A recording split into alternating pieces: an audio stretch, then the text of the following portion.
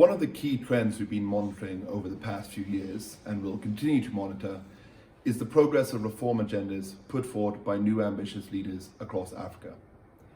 Since 2017, there's been a series of often dramatic political events that have brought in new leaders that represent a significant break from the policies of their predecessors.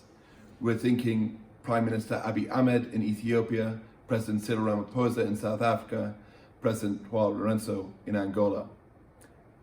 All of these leaders and the countries face different challenges, but there are similarities and lessons that can be taken from each country and applied to the others.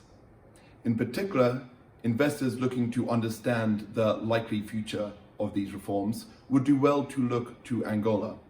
President Lourenço was the first of these new leaders, inaugurated in September 2017.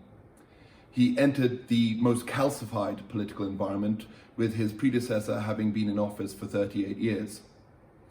And his reform agenda is arguably the most ambitious, a wholesale reform of an economy previously dominated by the oil sector and by unaccountable state-owned companies.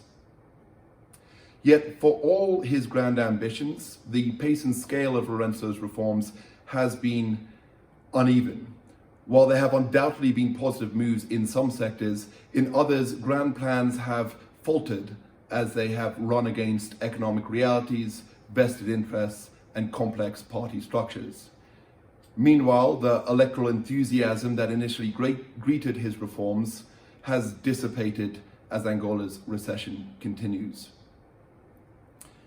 Angola demonstrates a key lesson that investors would do well to apply to other countries, namely that the myth of the African big man leader who can change his country overnight is just that, a myth.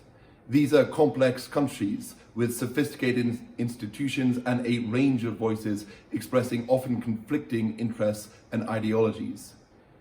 In Ethiopia, in South Africa, and elsewhere on the continent, the pace and scale of reforms will vary according to the sector and the opportunity. For investors wanting to benefit from the opportunities that these reforms undoubtedly do open up, it is important that they take the time to properly understand these complex landscapes and what they mean for the future of reforms.